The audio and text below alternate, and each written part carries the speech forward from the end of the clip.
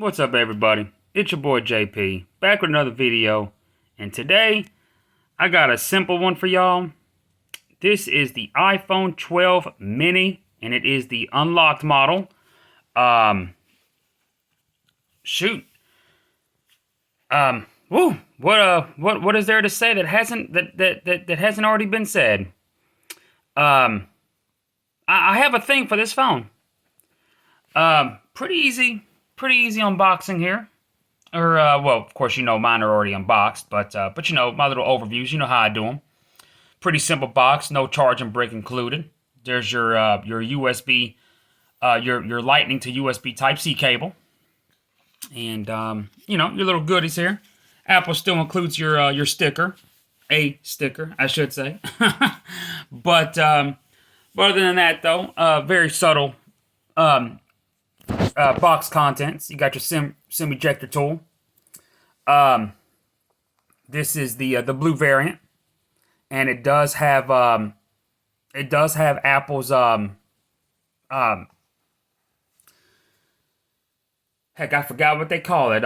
They don't call it Shatter Shield like Motorola did a few years back with their Droid series, if you remember that. But this a lot of people mistaken the Pros, the iPhone 12 Pro and the iPhone 12 Pro Max to be the ones with Apple's shatterproof technology for the screen, but that technology is actually available on every iPhone 12 across the board. It doesn't matter which one you get. The base 12 has it, and the 12 mini has it. They are not exempt from that. And I have to say kudos to Apple for that. I have seen many videos of people attempting to shatter the screens, and while it is possible, it is no easy feat by any means. You will destroy the body surrounding the screen before you will destroy the actual screen. So I have to really give it up to Apple. A big thing with Motorola's old Shatter Shield technology was that it scratched very easily. So it wasn't like I would have rather had a scratch-proof phone than a shatterproof phone because it's easy to scratch a screen, but it's not. I've scratched many screens in my lifetime with all these phones I've had, just putting them in my pockets. You know, some of your jeans had those little metal, little button-type deals right by the pockets. I have scratched numerous screens over those things. That's why I try not to buy jeans with those anymore. I try to be on the lookout for those. But as far as cracking a screen, I know everyone's different, but out of the freaking 400 or 500 phones I'm sure I've had, I've only cracked maybe 2 or 3 phones in my lifetime. Knock on wood, because I say that now, and I'll freaking stroll out in the city later on today, and I'll do just that and crack one. So, knock on wood. I'm definitely not bragging. I'm just very careful with my products, because a lot of these I do end up reselling. So, and I like them to be in like new condition. But iPhone 12 mini, the highlight of this phone is obviously its size. Its screen size is 5.4 inches. But the physical size of the phone itself, its entire physical size is smaller than the latest iPhone SE 2020 or the SE2, whatever you want to call it. That came out back in April, and that has a 4.7 inch screen. So the screen on this is almost an inch larger, but the body is smaller than the SE2. Think about that for a minute. Think about that. Okay? 2 phones came out in 2020. Granted, the SE2 is based on a very old design, the iPhone 6 design, from back in, 2014. It was done deliberately, so it's not like Apple skimped on anything. They've shown otherwise since the iPhone 10 or the iPhone X that they make full screen, phones. They're not new to it. They didn't create it, but, let some tell it they revolutionized it. I know that's not true either, but you know how it is though. When Apple does it, everyone seems to pay more attention. And actually, actually, the iPhone 10 actually, um, it kind of was the first actually with the notch, and with the full screen, with the the incorporation of the notch goes, because at that time, Android phones were coming out with the 18 by 9 aspect ratio, which thinned down the bezels, especially on the sides, but they still had a chin and a forehead. If you remember correctly, that was the year that the LG G6 came out, and then the Galaxy S8 followed. And then numerous phones later on that year had that 18 by 9 aspect ratio, but it was the iPhone 10 that did have that full screen of course, with the notch. But so you got to kind of give credit where credit's due. Apple kind of did do that, and while nobody liked it at first, it caught on. But it is what it is. Apple A14 Bionic processor with 5G capabilities, and yes, it is confirmed. The 5G modem in this phone is the Snapdragon X55, which I think is just awesome. I mean, you got the most powerful mobile processor right now. Still mixed with a little bit of Qualcomm in there for the 5G capabilities. 5G on this phone works magnificent. I mean, it works very well, I have to say. For those of you that know me, y'all know that I do like Apple, but I do daily Android. I can't do nowhere near as much on an iPhone as I can on my Android when I'm out and about. I mean, I can literally download stuff on my Android phone like a laptop. Even if it's stuff not for Android, I can download it, and then I can drag and drop it onto my computer's hard drive later for whatever reason, for whatever I need it for. I can download anything. It doesn't have to be Android related.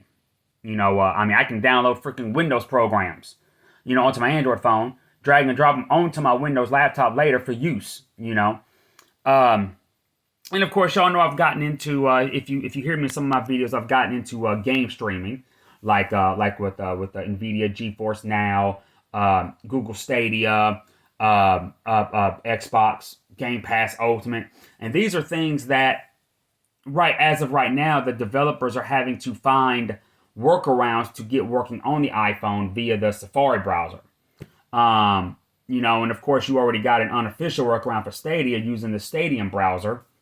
And these are things that you don't have to worry about on Android. These are things that already work on Android. So yesterday was the day when yesteryear, I should say, as they used to say in the old times, was the times when the iPhone had the better apps, because that's really no longer the case. I do feel that that iPhone still does social media better, but it's nothing that I use specifically anyways. Even though I do use social media, I don't use it like that. So, it is what it is. But if you're a huge social media head, then of course, iPhone's going to be your choice. I get that. Dual camera system with your flash. Really good camera system, I might add. It does have the same main lens as the iPhone 12 Pro Max. It's the secondary and the third lens is found on the Pros and stuff like that differentiate from model to model. But the iPhone 12 and iPhone 12 mini actually have no difference besides the screen size, which obviously contributes to the size of the phone itself, which that as well will contribute to the size of the battery. The size of the battery is significantly smaller. Which the iPhone 12 is already small. This is going to be smaller because it's a miniature phone. This one does have 4 gigs of RAM versus the 6 of the Pro and Pro Max. If I'm not mistaken, the regular iPhone 12 also has 4 gigs of RAM. I might be wrong. It might have 6. This might be the only one with 4. So correct me in the comments. I know that the Pro and Pro Max have 6. That I'm sure about. But another thing that I really like about the iPhone 12 mini is Apple did not skimp on the resolution, nor did they skimp on the screen technology, as a whole. OLED has finally came to their cheapest model.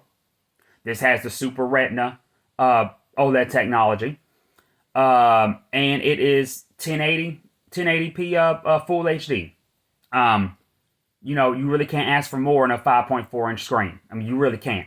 That's the same tech. That's in the larger ones, and I mean that's It has that same shatter, proof technology, whatever Apple card I forget.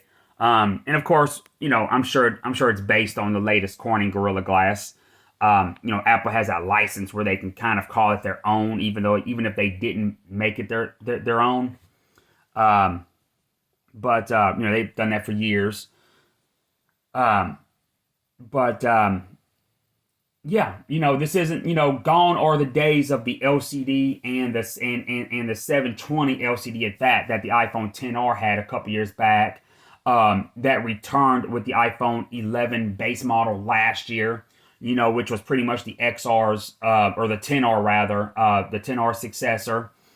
The iPhone 12 and the iPhone 12 mini, they have 1080, OLED screens. And the more I talk about it, the more you read about it, the more impressive it is to find that on the mini. Because this is the one, the fact that they have a smaller one now, this would be the candidate that you would think would have the LCD screen and the lower resolution. So kudos to Apple. They caught that up. I love that. The OLED screen is absolutely gorgeous on this phone. 1080. They did a really good job on it. I was very, very impressed by it. The screen, the screen itself is absolutely gorgeous. I love the squared off design, very reminiscent of the iPhone 4 and the 4S. I really think, aside from the screen technology that they were able to pack in this 5.4 inch screen and the phone's body as a whole, for that matter. Let me give you a little history lesson here. It wasn't that long ago where, you had an iPhone 8 Plus, came out the same year as the iPhone 10, a couple months before, same exact innards, same processor. What was the Apple A12 or Apple A11? The Apple A11. And if you couldn't wait for the 10, or you weren't able to find the 10 because it was in such short supply when it first came out back in November of that year, your iPhone fanatics, they got the iPhone 8 Plus. Keep in mind, the iPhone 8 Plus was a 5.5 inch screen. Same goes for the iPhone 7 Plus, the iPhone 6S Plus, and the iPhone 6 Plus. Okay? And y'all know y'all loved that screen. Okay? And all of its LCD Retina glory. 5.5 inches. Okay? This screen is 5.4 inches. 0.1 inch smaller. Okay? But the body of this phone is smaller than the standard iPhone 8 with the 4.7 inch screen, which sat below the 8 Plus. And keep in mind, I already mentioned the iPhone SE2 earlier in this video. The SE2, a lot of people consider just a more powerful 8. Okay? A more powerful standard 8, which, of course, it's really more powerful than any iPhone except the 12s, because it has the iPhone 11's processor, the A13 from last year, But think about that. Y'all love the 8 Plus. Especially your iPhone fanatics. Y'all love the 8 Plus. And it was a 5.5 inch screen. That was the first iPhone with, the 8s were the first iPhones with wireless charging. That wasn't something that the 10 brought a couple months later. The 8s had did it. The 8s and the 10s had everything was exactly the same except the design and the screen technology. That was it. The innards were exactly the same. Whatever you thought the 10 introduced internally, the 8 and 8 Plus had already did it a couple months before with the wireless charging, and of course the dual stereo speakers came with the 7s. But whatever else you could think of, the 8 had the all glass design like the 10, they were literally built side by side. But 4 point, I need to lower the screen a little bit here. There we go. Just think about that. Just think about that for a minute, y'all. That's insane. This is only 0.1 inches smaller than the iPhone 8 Plus, which I'm pretty sure there are tons of those still in use now. They still sell those. I think they just stopped selling the 7 and 7 Plus not even a year ago, I think. Um, I know they stopped selling the 8 when the SE2 came out, which made sense. But you can still regularly find the 8s. Or the 8 Pluses, I mean. And, brand new, sealed. And, heck, I actually, Cricket had a deal on 8 Pluses a few months back. And so I picked one up as a gift for somebody. And the box still said, the box said, copyright or trademark 2019. So that lets you know that it was manufactured in 2019, even though it came out in 2017. So, that's a, that's a, it's a, it's just crazy that, the screen size is virtually the same as the 8 Plus, but the physical body of the entire phone is smaller than the 8. Think about that before you complain about how small the screen is here. Of course, then again, I'm pretty sure anybody that buys the 12 mini, they are specifically looking for that small form factor. So I don't really think anybody's really complaining. But it's really kind of a marvel. Like, you really have to think about that. That's pretty sweet. Even if small phones aren't your thing, you gotta appreciate that. Because even the regular 12 is 6.1 inches, and that's the 12 mini has the smallest bezels. That's been proven. The 12 mini specifically has the smallest bezels out of any of them. But even the 12 itself, even though it doesn't take advantage of the super slim. It has small bezels, but they said that the 12 mini's bezels are the smallest. And at first that was just an assumption because the sheer size of the phone.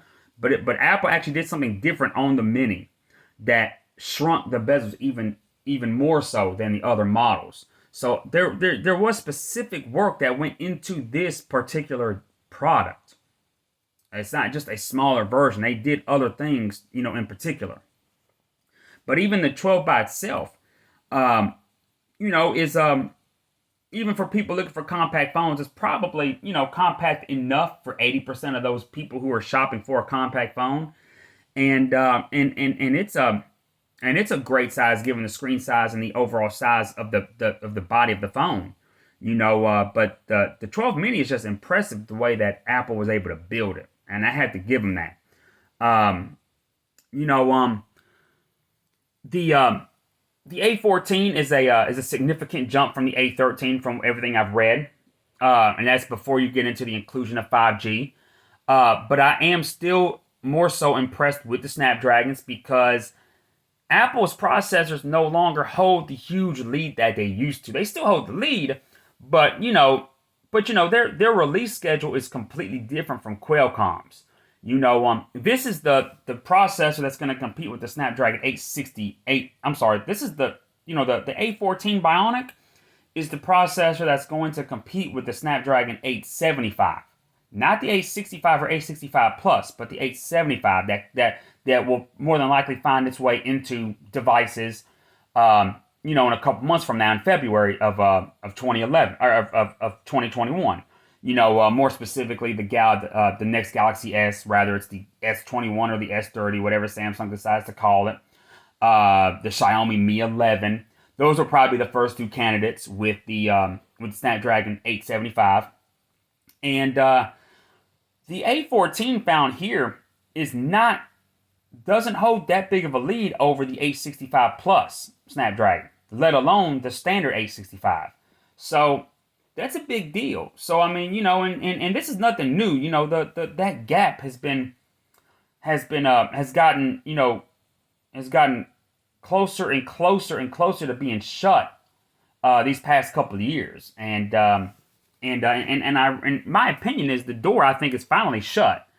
Apple will still hold that edge when their devices come out at the end of the years, but considering that Qualcomm's is right around the corner, it they take that lead back, because you can't really, because the Apple, because the A14 is going to be the processor that's going to find its way into other Apple products for most of 2021, because their next lineup that'll introduce a new processor won't be until next September or next October of 2021, towards the end of the year. So you're going to find this processor, if they make another SE, a third generation SE, it'll be in that. Another iPad iteration will showcase it, like a mini or whatnot. This is their 2021 processor, not their 2020 processor. It comes out too close to the end of the year, and they've already released plenty of products throughout the year that had the A13 in it, But this device is a heavy hitter. It performs super well. I'm not gonna lie. I'm not gonna take anything away from Apple. The performance is on point. The graphics chip is amazing. Apple Arcade is pretty sweet. If you try out like Oceanhorn 2, I'm always impressed with what Apple does with their chip wise, and I think it's awesome that they brought that technology to their main computer lineup now too, with the Apple M1. Now that is a whole nother beast. That thing is benchmarking, in the millions on Antutu. So I mean that's not even, Snapdragon 875 won't even compete with that. So again, and that's that chipset was made on the same line that the A14 chipset was made on. So it's almost like Apple held back on the A14. They could have made this thing hit the 1,000,000 point mark on Antutu, but saved that for their computers.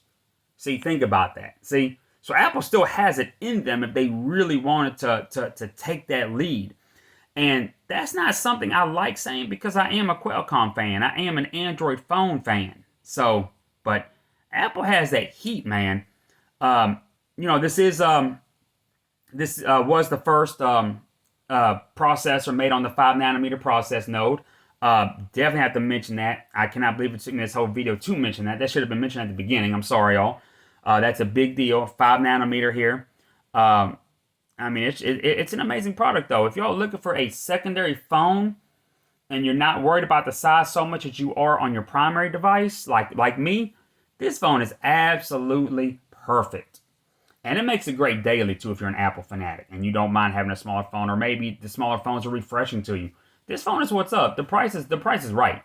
Unlocked, it's like, what is it? It's $630. And some of the carriers you can get for $599, or I'm sorry. It's $699 from certain carriers, but the unlocked price is actually $729. But, you have to be the judge if that's worth it or not. But, it, in my opinion, it could have been $100 less, and I think that would have been the sweet spot. But all in all, great device. I hope y'all enjoyed this, and I will see y'all in the next one. Peace.